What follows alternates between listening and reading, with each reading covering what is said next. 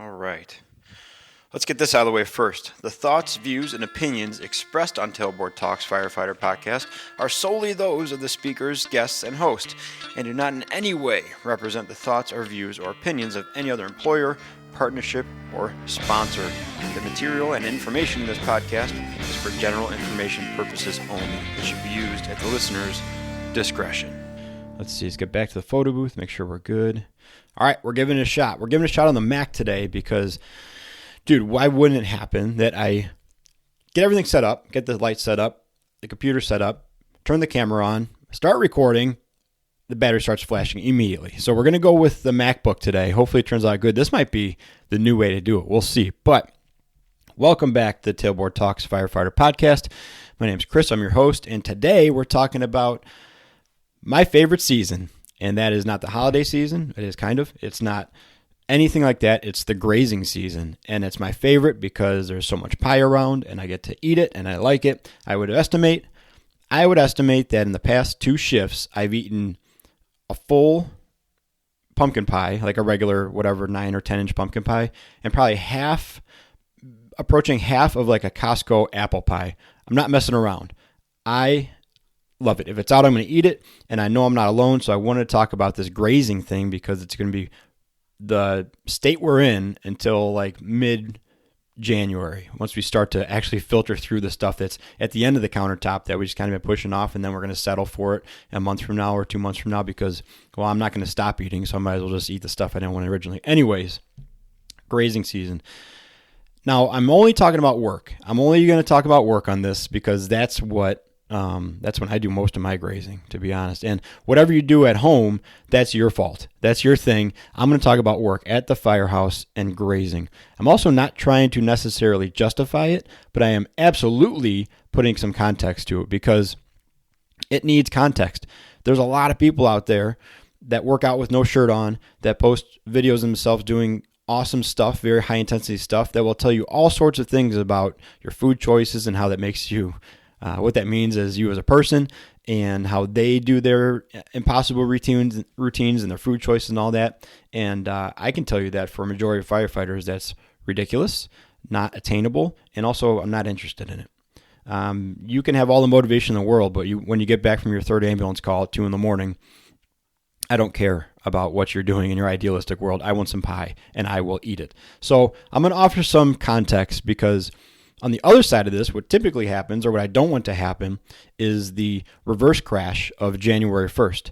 And that's where you go full bore into trying to make up for all your mistakes you made in the holiday months, and end up with an injury, or just burnt out, or wasted a bunch of money on gym membership as a reflex to thinking you ate too much or too poorly in the couple months leading up to the new year. So that's what I'm doing. Come along with me, if you will, and let's talk about the grazing season. So the first thing I want to say is it's okay to like food. It's okay to like real food. Like, I'm talking about, like, people say real food like steak and eggs and vegetables. That's real food in one context, in one area. I'm talking about real food as in like pie and stuff made with butter and fat and salt and all the good things that taste good, make you feel good, make you look forward to things, make you looking forward to getting up overnight because you know you're going to have a piece of pie. It's okay to like that stuff. And on the inverse of it, it's actually a thing where, like, if you try to hack it and make all these food substitutes, you'll feel better on the front end, but like, oh, I'm not eating full butter pie or whatever, Not that I'm not talking about pie made out of butter, but like using butter in the crust or whatever, or full fat, any of those things. You may follow these weird like paleo or keto recipes, and then you might be like, well, it's healthy, I'm just gonna eat the whole pie.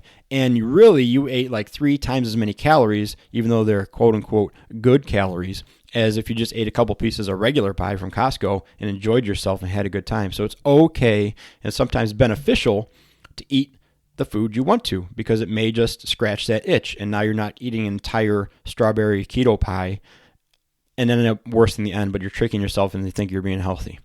So let's start to get into this thing. Another point of advice I have is just do the damage and move on, okay? Don't agonize over it. You know it's there. And in your heart of hearts, you know you're going to eat it. So just eat it.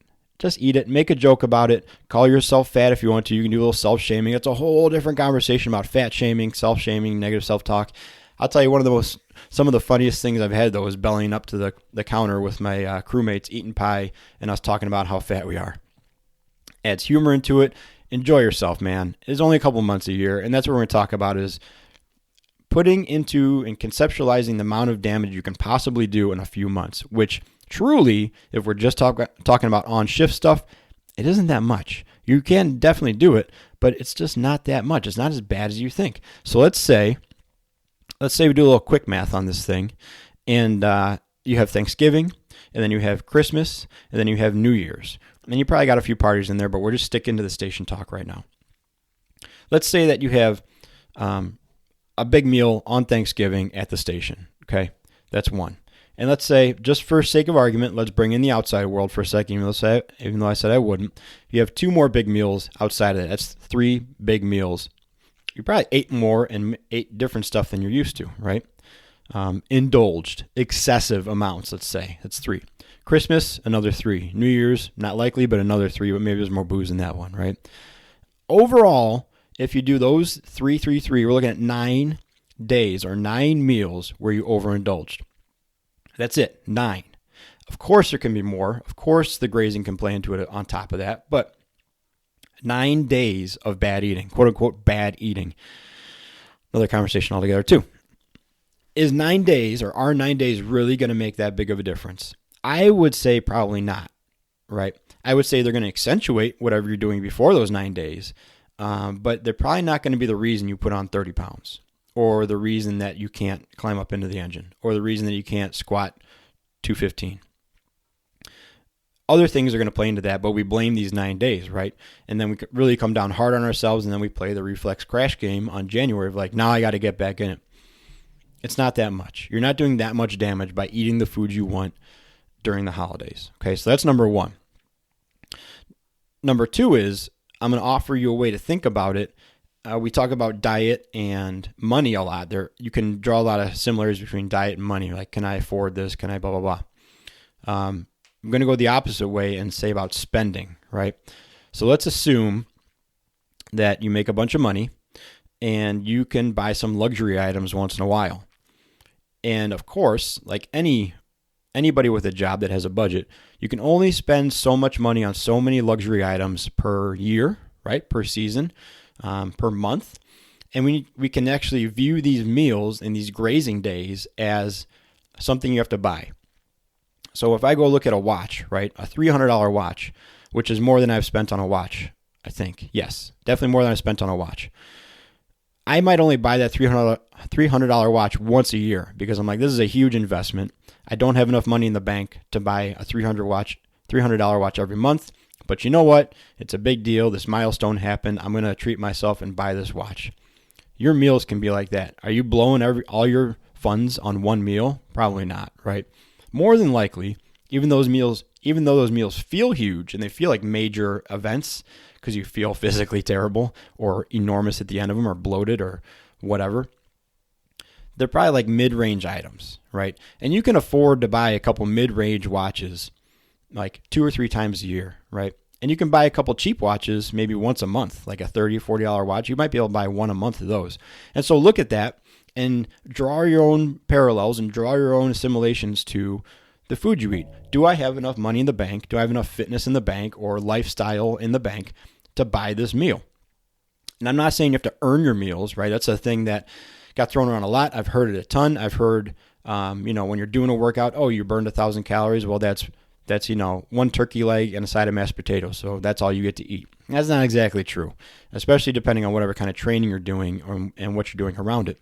But thinking about like, okay, I'm going to buy this meal. Do I have enough money in the bank? Meaning work beforehand on my health and my fitness, and nutrition, my body fat, my body composition. Basically, can I afford to take on this meal? Most of the time, it's yes. The other part that undercuts that is that there's really no penalty. If you overdraft on your fitness by eating too much, there is a threat to it. You get chubby, right? And if you do that a bunch of times, if you continuously overdraft, it's not like your body's not going to hit you with overdraft fees. What it's going to do is hit you with overdraft waistline. Where your waistline will overdraft onto your belt, and your belt buckle will face the ground. So I guess there is overdraft fees when it comes to eating.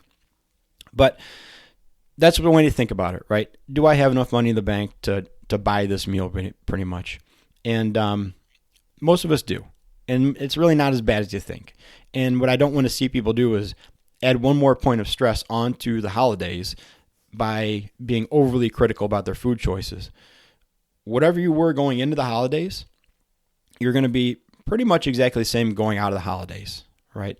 Whatever body composition you were in, or cardio shape, or size, or whatever, or health status you were going into the holidays, you're probably going to be that 2 months later exiting the holidays. Of course, there's room for catastrophic events to happen. Of course, if you're on the tipping point before you go in, it may tip you into heart attack zone or bad stuff happening zone during it. Of course, like those are the risks that we take by overdrafting constantly, right? But if you're in a decent level of fitness, you got a program, you're following it, and you decide that, you know what, 9 times this year, 9 times in the next 2 months, I'm going to go a little haywire. I would bet that it's not going to make that big of a difference. Again, I'm not giving you necessarily permission to do it. I'm trying to contextualize it for you. So when you look back, and last shift day is when I ate a bulk of the pie, didn't work out. I can look at the broader picture then and say like, okay, well, I didn't, but I'm also going to work out probably the next day after shift. And I average like 3 workouts a week, and I don't graze that much at home because Katie won't let me. So I'm in pretty good shape, right? Like pretty good status wise. And you can take your own audit of that and really put it on paper if you really need to about what your spending limit is this holiday. You also have to be honest with yourself. If you are constantly overdrafting and you are a big dude, maybe you should not, right? And I used to get a lot I still get a lot of stuff for like eating a bunch of pie. And someone will say, hey, aren't you a fitness guy? Like, why are you eating all this pie? And I kind of choose to hurt feelings sometimes at that point, because I say, no, I eat the pie because I'm a fitness guy, because the impact of this pie on me is not going to put me over the edge. Hopefully, like visibly put me over the edge. I might have some hidden stuff going on in there that I don't know about, and then this next piece of pie might put me over the edge, but fingers crossed that's not true. Knock on wood. But no, I get to eat the pie. I choose to eat the pie with limited repercussions because I've established a baseline level of fitness and conditioning that will let me get away with it, basically. I'm not overdrafting frequently, and so I can spend more on a meal or two, or up to 9 in 2 months, and overall be kind of the same coming out of it, right? So the big part of this also is, I used to do this article and this thing called the holiday slide every year, and it was basically that, like, let's count the number of meals we're going to have. Let's just all agree that the next 2 months are kind of a crapshoot. Even if you're on a very strict program, it's probably going to loosen a little bit. Your gym might be closed some days. You'll have more get-togethers. You'll be distracted with family stuff. So on average, you might just work out less and less over these next 2 months. But then a big part of that holiday slide is, because you're sliding through it, big part of the holiday slide is your exit plan coming out of it. And it doesn't have to be this huge elaborate exit strategy to get out of it. It just has to be like, okay, let's just start doing what we were doing before. And I talked about this a couple episodes ago, how little of an impact, how little of a stimulus you need to make some actual considerable changes with your body composition and your weight loss or your strength gains. So maybe go back and listen to that one, because I'm not looking like January 1st, I'm training for the Ironman. It's 6-hour training days, and I'm going to be doing this and getting up at 4 a.m. Not going to happen. Unless you're doing that already, then good for you, go back to it. What I'm talking about is like, man, starting in January, I should probably start trying to walk like a mile a day, and then maybe start working out like once a week, like for real working out. If you're doing nothing and you start walking a mile a day and working out once a week, that's a massive change. And I think it's helpful and healthy to think about that little bit of effort. It's easy for me to say that little bit of effort, and considering that a big deal, instead of what I think social media and society would say was like, okay, great, that's what you should be doing anyways. What can you do on top of that? And continuously asking for more and more. All that sets us up is to like peak really early and then crash really hard, that reverse crash I was talking about before. So hopefully this is a little more approachable nutrition talk. Me basically telling you to eat pie. Hopefully it was more realistic than you've heard before, instead of just watching people do insane workouts with kettlebells with no shirt on. and you feeling bad about yourself and then going eating more pie anyways. Eat the pie. Enjoy the holidays. Enjoy your family. Drink responsibly, please. And just know that, hey, there's going to be a January, and there's going to be a February, and there's going to be a March. Let's play the long game with this thing and not agonize so much over each individual piece of pie we eat in the next 2 months, because it's there, and it's delicious, and we're going to eat it, and if you don't, I will. All right, let's keep this one short. Appreciate you guys for showing up. Thanks for hanging out. As always, if you ever like the show, send me a note. That helps me greatly. Just lets me know I'm doing the right thing. You guys care about what I'm talking about. If you feel super generous, there's a Buy Me a Coffee button on the 4th Shift Firefighter website, as well as on the podcast page that I share on social media, the at 4th Shift Firefighter stuff. You can donate coffee money, and every couple weeks I'll put a Starbucks or a Dunkin' Donuts gift card up there to give back to you guys. So thank you so much for listening. As always, let's all keep working on being more capable and durable, both on the job and away from it. We'll talk to you soon, and be a 4th Shift Firefighter.